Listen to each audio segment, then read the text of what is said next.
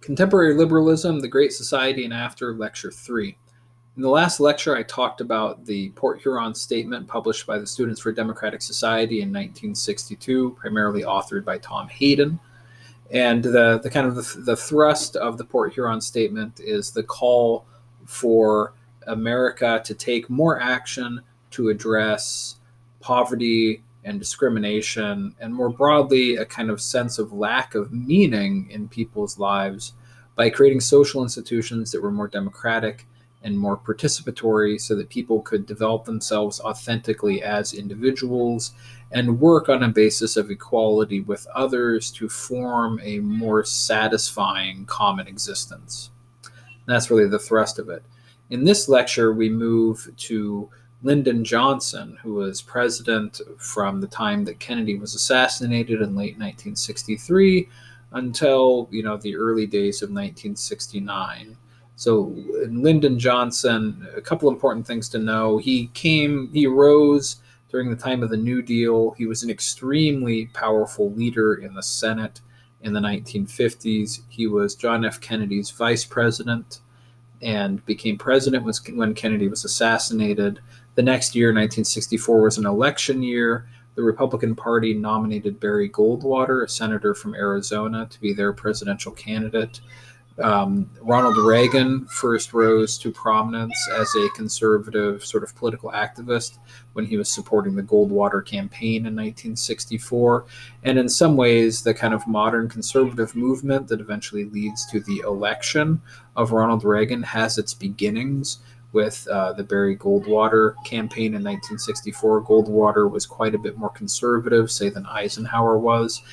And Johnson absolutely trounced him in the election. I mean, it was really a landslide election, such that after the election of 1964, when Johnson is inaugurated for his first full term as president, the Democrats have complete control over not only the White House, but also the Senate and Congress. So you have a Democratic-dominated federal government, which gives them the opportunity, with relatively little internal opposition, to begin to pass ambitious social programs. That's one of the reasons why you had so much activity during those times, because you had unified government.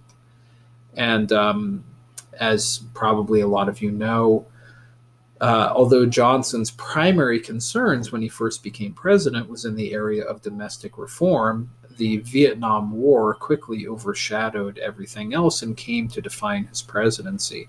And actually came to define his presidency so much that by 1968, he had become so kind of toxic within the Democratic Party. He had become so unpopular within the Democratic Party, especially among the kind of younger, more activistic members, that he voluntarily withdrew from the election. He did not seek renomination for president as the representative of the Democratic Party. Johnson constitutionally was actually entitled to run for yet another term, since when he took over after the Kennedy assassination. That was for less than 2 years.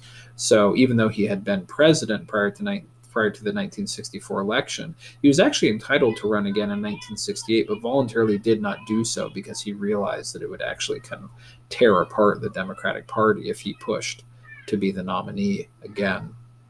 And as you probably know, what ends up happening is the Democratic Party kind of fragments in a way. The 1968 Democratic National Convention in Chicago was insane, for lack of a better term. You can look into it if you want to. And in the end, Nixon won the election, and you have a Republican president in 1969. An important thing to note, though, is that even though you have a Republican president in the form of Richard Nixon, in terms of social programs and things like that, Nixon was considerably more liberal, so to speak, than Ronald Reagan was, for example. And since both the Senate and the House were still controlled by the Democratic Party, there's a lot of ambitious legislation, kind of Great Society legislation, that continues even after you have a Republican in the White House. So one example, just to give you, or a few examples, the Environmental Protection Act, which creates the EPA. So when you first get federal legislation regulating pollution in the air and the water and the land, that happens under Nixon. And also things like the Americans with Disabilities Act, ADA, 1973, which is a landmark legislation for disabilities rights. That's under Nixon. So even after you have a Republican president after Johnson, the spirit of the Great Society continues in some ways in Congress, and in some ways continues to this day. A lot of stuff on the contemporary progressive agenda is really just sort of continuing what was in place with the Great Society. Now I'm going to move in somewhat reverse chronological order. I gave you two speeches by him, both of which were commencement addresses. The first one, which is sometimes called "To Fulfill These Rights," was an address that he gave at Howard University, which is one of the best known of the historically black colleges and universities in the United States. And this was in June of 1965. So this was after his 1964 reelection. And this speech, which is sometimes called "To Fulfill These Rights," is Johnson's major sort of statement of purpose regarding the civil rights agenda of the 1960s. And so that's what we're going to talk about first. And then the other one that I had you read is his actual Great Society speech, the speech that he gave where he launched this kind of, in the same way, that the various package of policies that FDR stood for, he called the New Deal. That was sort of the collective name for his slate of policies. So Johnson gave his policies the name Great Society. And so the Great Society speech is actually from May of 1964. He gave that at the University of Michigan. And so that's actually kind of a campaign speech. I mean, the Great Society was the substance of Johnson's campaign for election in 1964. And there he talks broadly about the fight against poverty, and the need to renew cities, renew the environment, renew education. So it's the kind of more ambitious speech. But it's important, I think, actually to begin with the "To Fulfill These Rights" speech, in part because there are some very important understandings of freedom and opportunity that are put forth in this speech that connect Johnson to some earlier progressive and liberal concerns. So that's where we're going to start. Now, the context for this speech, this is 1965. The context for this is that you have already had, beginning in the late 50s and through the mid 60s, kind of the first phase of civil rights legislation. So obviously, in the Jim Crow South especially, there's all sorts of overt legal discrimination against African Americans, both in terms of political participation, but also employment opportunities, use of public spaces. You guys are, I think, probably must all be familiar with, Jim Crow segregation. So that really begins to become a federal issue. In the 50s, Brown v. Board of Education in the early 50s argues that schools must be desegregated. That is a protracted conflict. And you begin having other civil rights legislation aimed at securing the voting rights of African Americans. And so the context for "To Fulfill These Rights" is Johnson's argument that we have, with the passing of the civil rights legislation in the mid 60s, guaranteeing the right to vote to African Americans, and dismantling the architecture of legal discrimination against them. He argues that's the first phase of the battle for civil rights. And that phase has now been completed. But that doesn't mean that the battle for civil rights has been won. There is a new phase that has to be begun that has a different character. And so in the first page, he talks about some of the legislative victories from the first time around, which lead to the dismantling of overt legal discrimination against African Americans. And as he says at the top of page 220, this is the beginning. He says, that beginning of the civil rights is freedom, and the barriers to that freedom are tumbling down. Freedom is the right to share fully and equally in American society, to vote, to hold a job, to enter a public place, to go to school. It is the right to be treated in every part of our national life as a person equal in dignity and promise to all others. But freedom is not enough. Okay, so freedom. Now, again, by this, what he means is they are dismantling the actual political and legal architecture of discrimination. And in that sense, you have freedom. There are no longer laws in place forbidding African Americans from voting, indirectly. There are no longer laws in place forbidding them from attending certain schools, forbidding them from holding certain jobs. So the first stage in the battle for civil rights is actually just getting rid of the actual law-based forms of discrimination. And that's the first step, because that, on paper at least, that then makes African Americans the equal of other American citizens. That note that government and the law does not put any special restrictions on them. So they now have the same, formally speaking, abstractly speaking, they have the same range of opportunities as anybody else. But as he goes on to say, and this is a very important few paragraphs, he says, freedom is not enough. It's not enough just to give this legal equality. As he says, but freedom is not enough. You do not wipe away the scars of centuries by saying, now you are free to go where you want and do as you desire and choose the leaders you please. You do not take a person who for years has been hobbled by chains and liberate him, bring him up to the starting line of a race, and then say you are free to compete with all the others, and still justly believe that you have been completely fair. Thus, it is not enough just to open the gates of opportunity. All our citizens must have the ability to walk through those gates. This is the next and more profound stage of the battle for civil rights. We seek not just freedom, but opportunity. We seek not just legal equity, but human ability. Not just equality as a right and a theory, but equality as a fact and equality as a result. End of quotation. So in other words, he gives this image, he basically says, look, real equality of opportunity doesn't simply mean that there are no longer any formal legal restrictions on people. Real equality of opportunities requires that you have something like a level playing field that people compete in. As he says, let's say you have a bunch of people who've been training for a race, and then you have another person who's been prevented for years from doing any training, and he's been chained up. And then you unchain him and take him to the starting line of the race and say, hey, now you're free to compete. Let's see if you can win.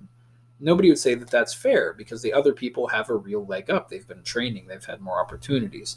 And so this is why he says this is the next stage of the battle for civil rights. And he gives an image that I think is really helpful, where he says it's not just enough to open the gates of opportunity. People have to actually have the ability to walk through. Opening the gates of opportunity is his image for formal equality of opportunity, for getting rid of all of the legal restrictions. So all of the civil rights victories of the 50s and 60s have been about opening the gates of opportunity. When you go to the polling station, the gates are no longer closed to you. When you seek to apply for a job, the gates are no longer closed for you. When you go to use a public pool, the gates are no longer closed to you. So the government is no longer prohibiting African Americans from participating on an equal basis in American society. You've got to open the gates. But there are actually two reasons why somebody might not be able to go through a gate. The first reason, of course, would be if the gate's closed. If the gate's closed to you, you can't walk through. But even if the gate's opened, you're not going to be able to walk through if, for example, you can't walk. Right? If in some way you are internally hampered or hampered in some other way from walking through the gate. So that's why he says to have real equality of opportunity, or the phrase that Dewey uses on page 211, to have effective opportunity. So not merely formal legal opportunity, but genuine opportunity. A real level playing field. You've got to make sure not only that the gates are open, that is, that the law treats everybody equally, but you've also got to make sure that everybody has the ability to walk through the gates. So you've got to, in other words, find a way to address all the various inequalities that exist within society that don't have to do with explicit governmental legislation, but all the various forms of discrimination and marginalization and lack of opportunity that exist in society that prevent people from taking full advantage of the freedoms that exist within society. So that battle for effective opportunity, that battle to make it possible for everybody to take advantage of the freedoms that are available and the opportunities available in society. That's why he's saying that's the next step. So we've dismantled the legal architecture of discrimination. Great. We've opened the gates. Great. But the problem is that the legacy of discrimination, the legacy of Jim Crow, the legacy of racism still means that even when they are legally equal, African Americans face specific obstacles to advancing in American society, to succeeding in American society because of their race. and how African Americans have been treated. So if the civil rights movement is really about establishing equality of citizenship, it's not just enough to open the gates. We've got to make sure they go through. It's not enough just to dismantle overt discrimination. We have to remedy the various forms of discrimination within society broadly that are preventing African Americans from taking advantage of all of the various opportunities that are there. And here he strikes, a note of continuity with Woodrow Wilson, with John Dewey, and all. This is the last paragraph in the Freedom is Not Enough section, where he says, to this end, equal opportunity is essential but not enough. Men and women of all races are born with the same range of abilities. But ability is not just the product of birth. Ability is stretched or stunted by the family that you live with, the neighborhood you live in, by the school you go to, and the poverty or richness of your surroundings. It is a product of 100 unseen forces playing upon the little infant, the child, and finally the man. End of quotation. So you should see that this is very close to what Dewey was talking about and even what Woodrow Wilson's talking about. Remember, Wilson had said, the job of government is to create conditions in which people can live and in which people have things to live for. So the role of the government is not merely to prohibit explicit harm, but to reconstruct social institutions in order to enhance liberty. Whether you're talking about government, family, or anything in between, it's potentially open to public policy intervention or social regulation in the name of enhancing individual opportunity. Just to give an example from the headlines recently, there was a lawyer associated with Harvard who had published an article in a law review journal arguing that the federal government should have place a ban on homeschooling, a temporary presumptive ban on homeschooling, on the grounds that it gives parents too much power over their kids to shape the actual opportunities that kids will be able to take advantage of. That homeschooling, that within the family, homeschooling without public regulation can create a situation where parents can significantly reduce the freedom and opportunity of their children by not exposing them to things, forming them a certain way, and the like. That's the argument. I'm not endorsing that argument. I homeschool my own children, so obviously I don't endorse that argument. But it's that kind of idea that even, what goes on in homes is potentially open to regulation in the name of enhancing individual opportunity. But in that passage about ability not being simply the product of birth, but rather shaped by circumstances, that's an echo of what Dewey was talking about in saying that the new liberalism recognizes that individuals are not born ready-made, they're not born fully formed, that individuality is something that is achieved within your particular social context and in accordance with the various opportunities that social context creates. So you have this kind of idea that if who we are is a product not simply of nature, but also of our social circumstances and the workings of social institutions, then liberalism needs to be concerned with the workings of all institutions, since all those institutions can shape the kind of person people are and the opportunities they have. So liberalism needs to regulate and monitor social institutions in the name of enhancing individual liberty. So this is LBJ's way of talking about that your ability to take advantage of opportunities within society is not simply a product of nature, it's also a product of social circumstances. And this gets into kind of the nature and nurture debate. But here, he's kind of touching on, I remember, there's a line in, the old musical West Side Story where you have these New York street gangs. And I think they're talking to what's Officer Krupke. I can't remember if he's a truancy officer or just a police officer. But one of the youth gang members says, "I'm depraved on account of I'm deprived." So in other words, I'm bad, but I'm not bad by nature. I'm bad because that's what my circumstances have made me. That's the way it kind of thinking that Dewey and Johnson is tapping into here. So if you want to not just open the gates, but also be sure that everybody, especially African Americans, have the ability to walk through those gates, to take advantage of those opportunities, then you've got to you got to go through social institutions with a finer tooth comb in order to root out the various forms of deprivation, marginalization, and discrimination that hamper the ability of African Americans or other minorities to develop as full individuals and take advantage of social opportunities. Then he goes on to talk about, as he says, the specific reasons, the two basic reasons for Negro inequality, where he talks about poverty, but also racism. And again, this is where you get into this concern with anti-discrimination. And basically what he's arguing here is that the persistence of poverty among African Americans isn't just because, in general, poverty tends to be inherited. Just to say, the children of the poor oftentimes end up poor themselves because they grow up in circumstances where they're not equipped with the education, the skills, and the connections they need to advance. But the poverty of African Americans in particular is compounded by the racism and discrimination of the broader society. And so that's why he says we've got to have programs. We have to have not only anti-poverty programs, which are obviously aimed at the entire poor population, white, black, and any other race. But alongside that anti-poverty legislation, you also have to have legislation or programs specifically aimed at rooting out discrimination. And this is where you get things like the Equal Employment Opportunity Commission, the Civil Rights Commission, these various federal commissions that whose role is to kind of regulate business practices and practices within society in order to prevent discrimination in things like hiring, firing, admissions, promotions, and things like that. And this is also where you get affirmative action, the idea that the special liabilities of minorities that are discriminated against means that universities should make an extra effort to recruit and retain students from disadvantaged backgrounds. Now, all civil rights legislation, anti-discrimination legislation, even affirmative action, these things, the form that these things take evolve over time in a way that I do not have the time to talk about in this class, but it's a really fascinating story that's worth looking into. And if I'm ever around any of you personally and we have the time, I'm happy to kind of give you some resources to talk about sort of the evolution of anti-discrimination legislation from the mid-60s up through the 2000s, but I can't do that in this lecture.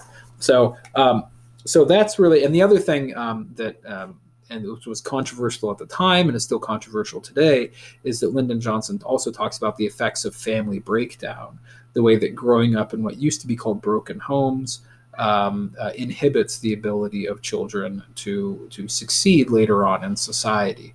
And there's lots of controversial data about this, but again, we don't need to get into it. But it's another aspect of kind of the war on poverty and Great Society legislation was this concern with the integrity of families, but also with rooting out discrimination within society.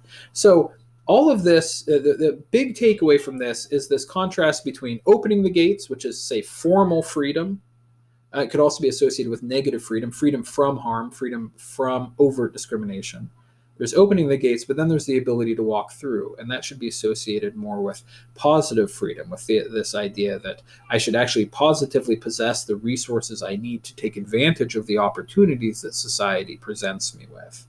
And so the Great Society marks that shift in the understanding of anti-discrimination and the fight against poverty, where you move from pushing for merely legal equality of opportunity to actually having social problems specifically targeting particular social minorities or other disadvantaged groups in order to specifically address their condition in order to try to enhance their ability to participate in society. And that's part of the institutional and legal architecture of what comes to be called identity politics, this idea that certain groups on the basis of a certain kind of marginalized status call for specific social policies meant to address their specific circumstances. And that really comes out of this time and is still with us today. So in the next lecture, I will talk about Lyndon Johnson's Great Society speech, where he lays out the broader kind of positive vision of the Great Society that goes beyond simply rooting out poverty and rooting out discrimination. Remember those first two planks, material security, non-discrimination or anti-discrimination. And in the Great Society speech, he moves beyond those to the third plank, this idea of using the federal government to promote the broader quality of life of American citizens. That will be in the next lecture.